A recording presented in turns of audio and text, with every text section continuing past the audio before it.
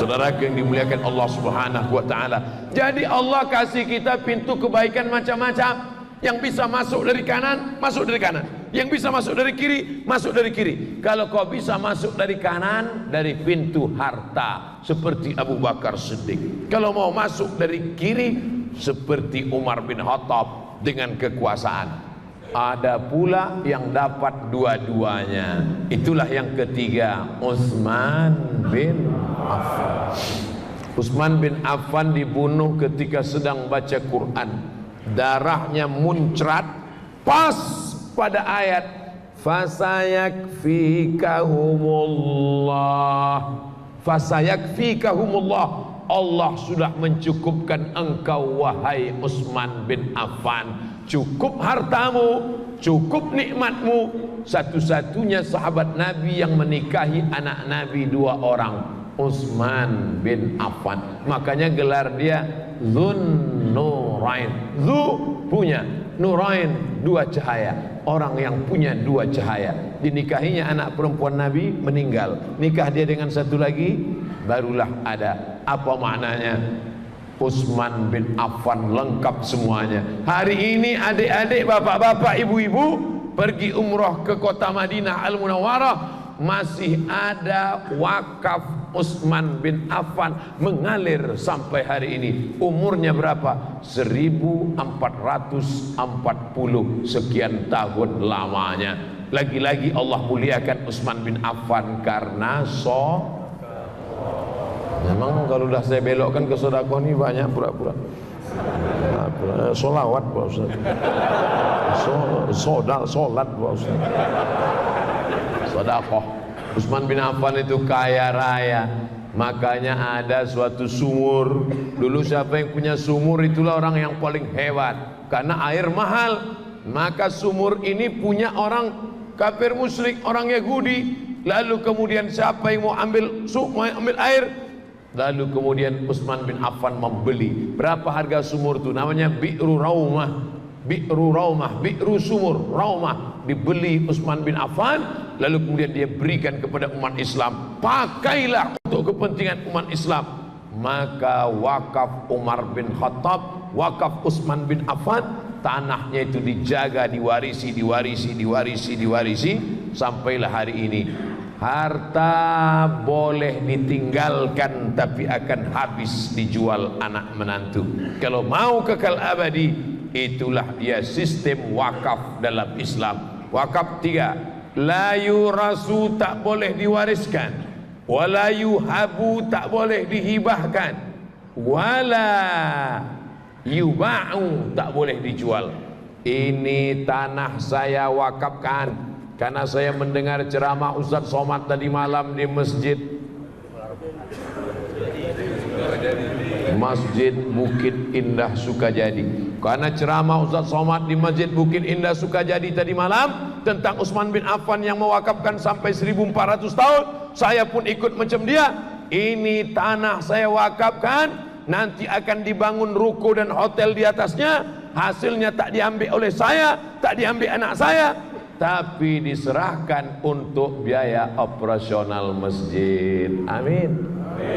Lalu pengurus Masjid Bukit Indah pun ramai-ramai pergi ke kantor BPN, Badan Pertanahan Nasional. Pas dicek, rupanya tumpang tindih 5 orang punya tanah. Assalamualaikum Pak Haji. Waalaikumsalam. Tanah yang Bapak wakafkan itu kemarin sudah kami cek di BPN. Gimana? Bermasalah rupanya tanahnya Pak. Karena masalah, itulah aku wakafkan.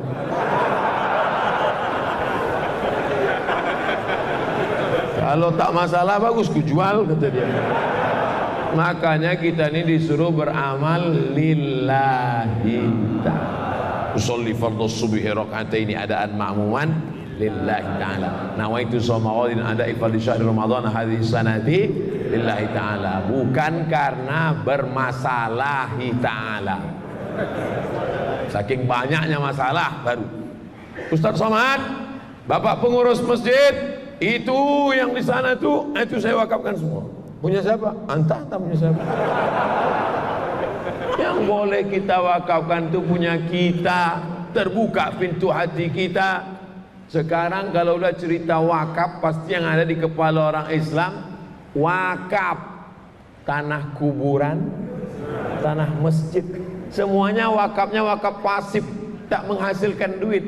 Tanah kuburan, ada orang nyewa kuburan. Nah, ini yang mau mati sewa, ini VVIP 500.000, nah, ini yang VIP, ini kelas ekonomi bertiga satu lubang. Mana ada. Tanah kuburan tidak menghasilkan apa-apa, tanah masjid tak menghasilkan apa-apa.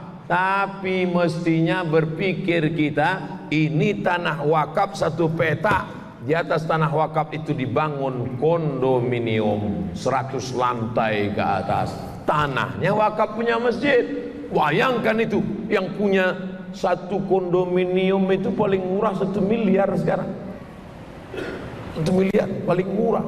Bayangkan kalau 100 lantai, satu lantai ada 4 kondominium, ada 4 flat sampai ke atas 400. Kamarnya berapa, bayarnya berapa, belum lagi orang yang sewa, punya masjid. Barulah masjid kita tidak lagi ada kota. Ini sekarang banyak orang marah, Ustaz, tolong Ustaz sampaikan di masjid-masjid supaya kalau khotib sedang khutbah jangan lagi ada kotak jalan, jangan ada kota, terganggu saya dengan kota. Wakaf kau mana? Kalau ente tak setuju kotak berjalan di masjid, maka wakafkan satu tanah, bangun ruko kondominium di atas, takkan ada lagi kota. Betul? Selama umat Islam tidak berpikir tentang wakaf produktif, wakaf yang menghasilkan duit. Kami kuliah di Al-Azhar Mesir, dari mulai S1, S2, S3 sampai habis kuliah, pengiriman dai-dai, semuanya dari mana itu? Mesir bukan kaya, Al-Azhar dapat duit dari mana? Azhar punya tanah wakaf tapi menghasilkan duit. Oleh sebab itu bapak-bapak, ibu-ibu malam ini yang punya tanah wakaf, ikut sahabat ketiga Utsman bin Affan, maka wakafkanlah tanah. Tanah sejauh mata memandang, wakafkan. Ruko ada 3, ruko 1, ruko 2, ruko 3. Untuk apa banyak-banyak? Ini ruko saya 1, saya wakafkan ke Masjid Bukit Indah. Nih, setuju apa tak setuju? Yang bilang setuju yang punya ruko aja. Ruko 1 pintu harganya 1 miliar, sewanya 1 tahun 50 juta. Bayangkan kalau ada bapak malam ini 10 orang, lalu kemudian dia wakafkan, lalu kemudian wakaf, selama ini duitnya masuk kantong dia, tapi lalu kemudian dia katakan 10 orang saja 1 pintu 50 juta, 10 orang 1,5 miliar, maka taklah lagi kembang kempis nyawa pengurus memikirkan listrik, memikir, dan kita pun tak sepanas ini. Kenapa? AC bisa dibuat banyak. Ini memang AC banyak, tapi tak hidup atau tidak? Saudara yang dimuliakan Allah Subhanahu wa taala, saya cuma ingin menyampaikan bahwa sedekah kita selama ini tak cukup, karena ada satu yang lebih produktif, yang lebih mengalir, yang lebih hebat. Itulah disebut dengan wakaf. Wakaf ini harus ada. Ustaz, bedanya dengan sedekah apa? Kalau wakaf itu harus ada 4. Orang yang berwakaf, orang yang menerima wakaf, benda yang diwakafkan, ada ijab dan kabul. Aku wakafkan ruko ini untuk Masjid Bukit Indah, tunai, aku terima, sah. Langsunglah diurus suratnya. Di mana suratnya diurus? Di kantor KUA kecamatan mana ini?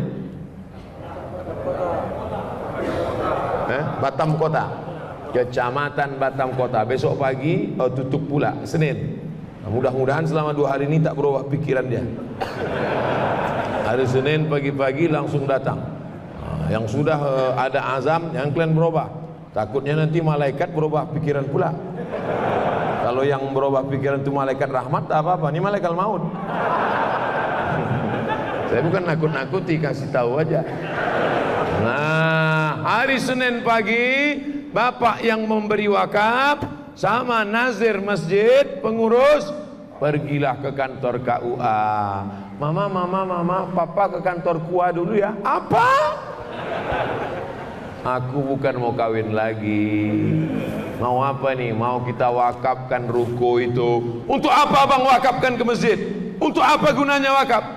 Ini kuwakafkan ke masjid supaya nanti kalau aku mati tetap mengalir. Adapun yang dua itu lagi nanti kan kau ambil, kau kawin sama Bronis. Aku dapat apa?